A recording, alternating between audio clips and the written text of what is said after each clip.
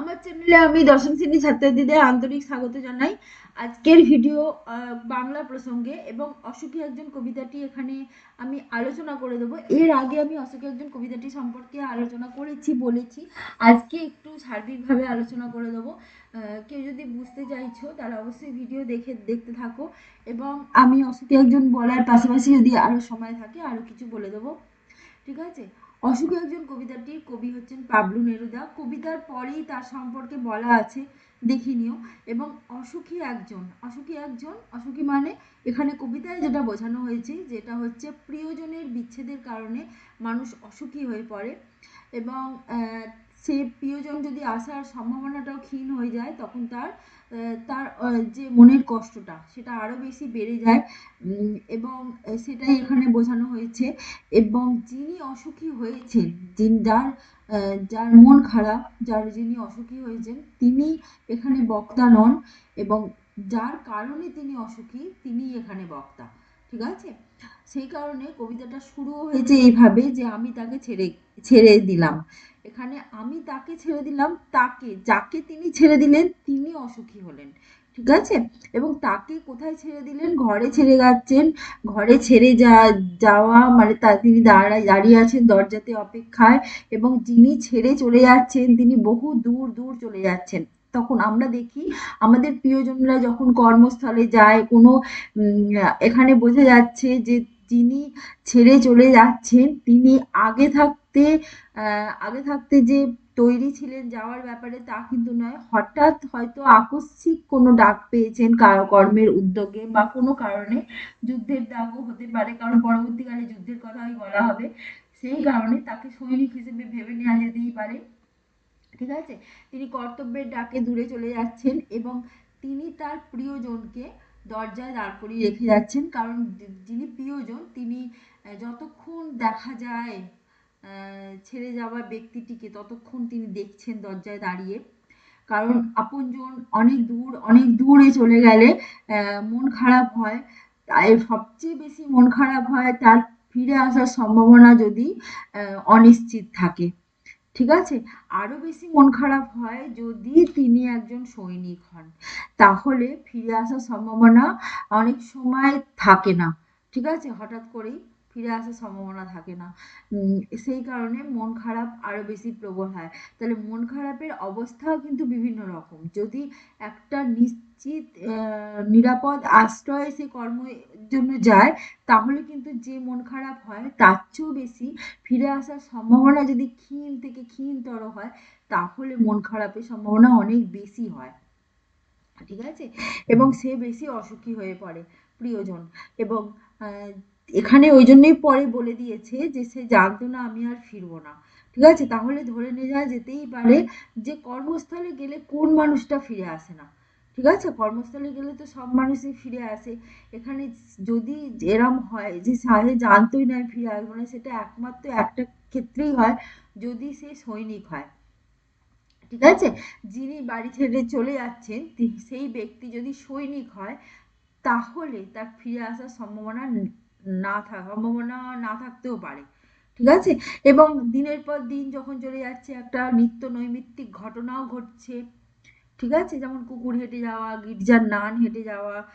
আর যেহেতু বাড়ির আম, একজন বিশিষ্ট ব্যক্তি বা বিশেষ ব্যক্তি, ঠিক আছে, বাড়ি ছেড়ে চলে গেছে, সকলের মন খারাপ, বাইরে যাতায়াত পথ বন্ধ হয়ে গেছে, এবং তারা বাড়িতেই রয়েছে, যার ফলে যে যাতায়াতের পথে ঘাস গজিয়ে গেছে। ঠিক আছে। বৃষ্টিতে পায়ের দাগ বুঝে নিয়েছে মানে অনেকটা দিন সময় অতিক্রান্ত হয়ে গেছে। ঠিক আছে। এবার ওই দিনটা যে কতটা দিন অতিক্রান্ত হয়েছে সেটা পরেই বলেছে যে বছর কেটে গেছে। ঠিক আছে। এবং একটা বছরগুলো কি হয়েছে, পাথরের মতন মাথার উপর চেপে বসেছে, কারণ মানুষের সুখের দিন খুব তাড়াতাড়ি, আনন্দের দিন খুব তাড়াতাড়ি হৈ হৈ করে কেটে গেলেও দুঃখের দিন যেন কাটতেই চায় না। ঠিক আছে। সেগুলো পাথরের মতন, বোঝার মতন মাথায় চেপে বসে।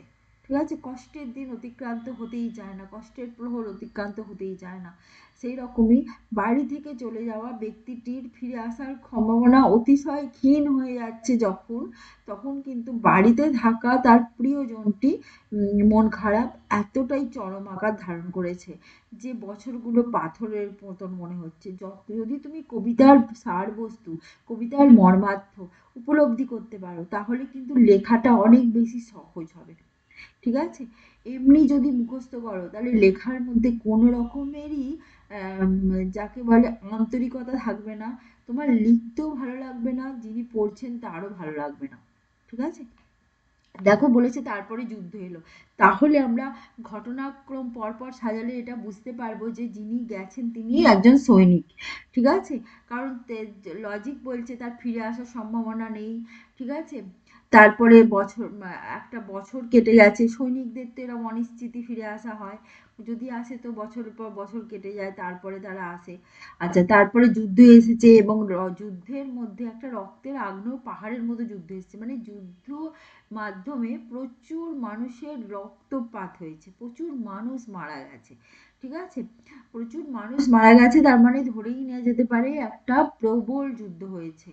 ঠিক আছে, প্রবল মারাত্মক যুদ্ধ হয়েছে এবং সেটা হচ্ছে ধ্বংসাত্মক রূপ নিয়ে এসেছে যুদ্ধ। এবং ধ্বংসাত্মক রূপ নিয়ে এসছে কেন বলছি, কারণ বলেছে শিশু এবং বাড়িরা খুন হলো। বড়রা নয়, বাড়িরা, বাড়িরা মানে হচ্ছে গৃহ, গৃহ, গৃহ হচ্ছে শান্তির আবাসস্থল।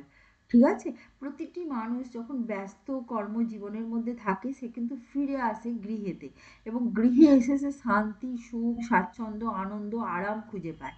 সেই গৃহ খুন হচ্ছে, তার মানে হচ্ছে গৃহকে উদ্দেশ্য প্রণোদিতভাবে হত্যাকে বলে খুন। ঠিক আছে, তাহলে হত্যা কিন্তু যদি মনে করো কেউ কোনো রোগাক্রান্ত হয়ে মারা গেল, সেটা কিন্তু খুন না। কিন্তু যদি কাউকে ইচ্ছা করে মারা হয়, যুদ্ধ তো একটা ইচ্ছার কারণেই হয়, মানুষ যদি চায় তো যুদ্ধ হয়, না চাইলে কিন্তু যুদ্ধ হয় না, না চাইলে কিন্তু প্রাকৃতিক দুর্যোগ হয়, প্রাকৃতিক দুর্যোগে যে মানুষ মারা যায় সেটা কিন্তু খুন নয়। ঠিক আছে, তাহলে যুদ্ধেও হচ্ছে খুন, কারণ যুদ্ধ উদ্দেশ্য প্রণোদিত ভাবে ঘটে, তাহলে যুদ্ধের কারণে কিন্তু খুন হয়। আর সেই মেয়েটির মৃত্যু হলো না, মানে মেয়েটি সেই প্রিয়জন, সেই যে প্রিয়জনকে ছেড়ে রাজসৈনিক পথে নেমেছেন, তার কর্মস্থলের উদ্দেশ্যে পথে নেমেছেন। ঠিক আছে, তার কর্তব্যের ডাকে যে পাড়ি দিয়েছে, সেই প্রিয়জন যিনি ঘরে আছেন, সেই মেয়েটির কিন্তু মৃত্যু হলো না, কারণ অপেক্ষা তার চলতেই থাকে। অপেক্ষা কেন চলতে থাকে, কারণ ঘর ছেড়ে যাওয়া ব্যক্তিটি ঘরে ফিরে আসেনি, সেই জন্য অপেক্ষা চলতে থাকে। ঠিক আছে, আপনজনকে ফিরে পাওয়ার অপেক্ষা। ঠিক আছে, আপনজন কোনো একদিন ফিরে আসবে। আমরা দেখবে যদি কোনো মানুষ নিরুদ্দেশ হয়ে যায়, হারিয়ে যায়, ছোটবেলায় নিরুদ্দেশ হয়ে যায়, সেই তার ছোটবেলায় হারিয়ে যাওয়া ছোট ছোট বাচ্চা যদি হারিয়ে যায়, সে বাবা মা যতক্ষণ না পর্যন্ত তাকে খুঁজে না পায় ততক্ষণ অপেক্ষা করতে থাকে যদি কোনো একদিন ফিরে আসে। ঠিক আছে, তাহলে অপেক্ষা কিন্তু চলতেই থাকে। ঠিক আছে, আপনজনকে ফিরে পাওয়ার অপেক্ষা টা চলতেই থাকে। আচ্ছা, এখানে বলেছে যুদ্ধ এমন একটা ধ্বংসাত্মক রূপ নিয়ে এসেছে যে সমস্ত সমতলে আগুন লেগে গেছে। সমতলে সাধারণত মানুষ খুব আরামে স্বাচ্ছন্দ্যে বসবাস করে, সেই সমতলও কিন্তু ধ্বংসাত্মক রূপে পরিণত হয়েছে। ঠিক আছে, এবং শান্ত হলুদ দেবতারা, শান্ত কেন বলেছে, শান্ত মানে হচ্ছে নিষ্ক্রিয়, আর হলুদ মানে হচ্ছে বিবর্ণ বা নির্জীব, নিষ্প্রাণ। ঠিক আছে, নিষ্ক্রিয়, শান্ত থাকা মানে হচ্ছে এক জায়গায় চুপ করে বসে থাকা, তার মানে সে ক্রিয়া করছে না, তার মানে সে নিষ্ক্রিয়।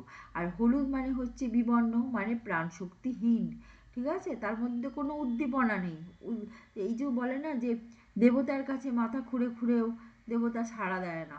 ঠিক আছে, এই দেবতারা মন্দিরে থাকে এবং তারা পুজো পায়, সকলের কাছে নম্য হয়ে থাকে, সকলের কাছে প্রণম্য, অবশ্যই তারা সকলের কাছে খুবই প্রণম্য হয়ে থাকেন, কিন্তু তারা চুপচাপ এক জায়গায় স্থাণুর মতো বসে থাকে, যেন মনে হচ্ছে দেবতারা মন্দিরে ধ্যানস্থ অবস্থায় রয়েছেন।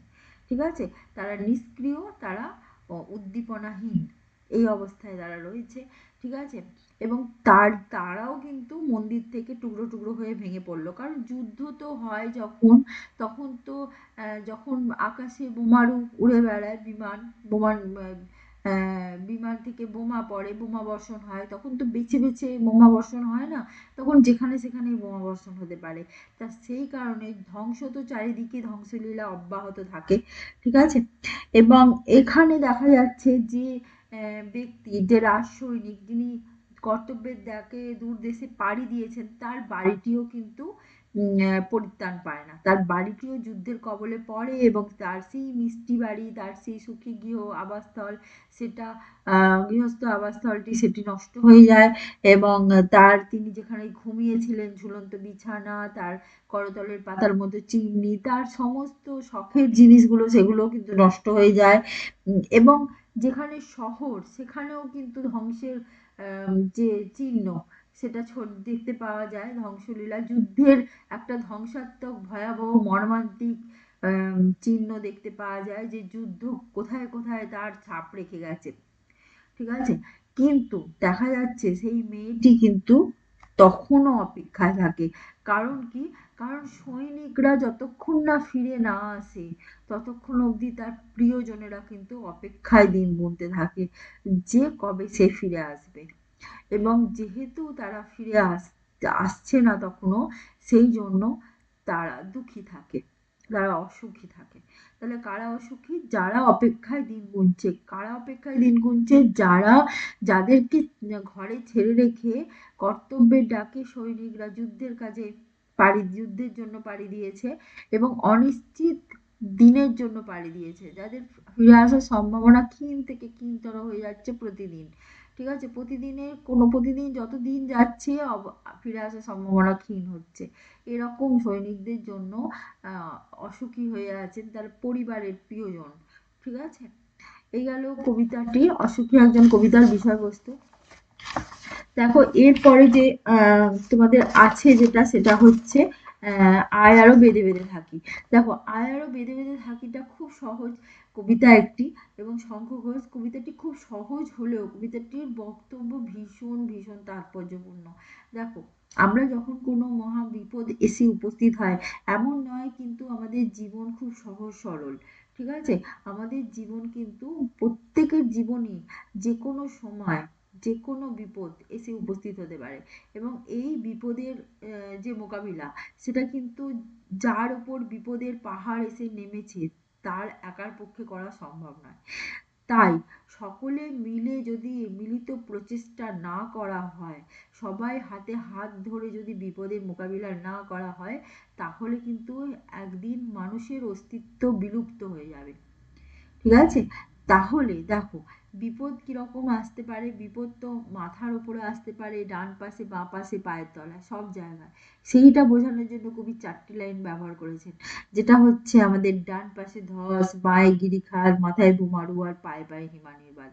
হিমানির বাঁধ মানে পায়ে পায়ে বরফের এমন আস্তরণ পড়ে আছে, যেখানে পা দিলে যে কোনো সময় তা সরে যেতে পারে। তো সরে গেলে আমরা কি হবে? আমাদের অস্তিত্ব বিপন্ন হবে, আমরা তলিয়ে যাব, আমরা ফুরিয়ে যাব, হারিয়ে যাব, ঠিক আছে। আর গিরিখাত, সেখানেও তো একটা বিপদসংকুল অবস্থা। বা ডান পাশে ধস যদি হয়, সেটাও তো একটা আমাদের চাপা দিয়ে দেবে, ঠিক আছে। আমাদের বিপদসংকুল অবস্থা, সেই জন্য আমাদের পথ নেই কোনো, মানে আমাদের কোনো উপায় নেই, ঠিক আছে।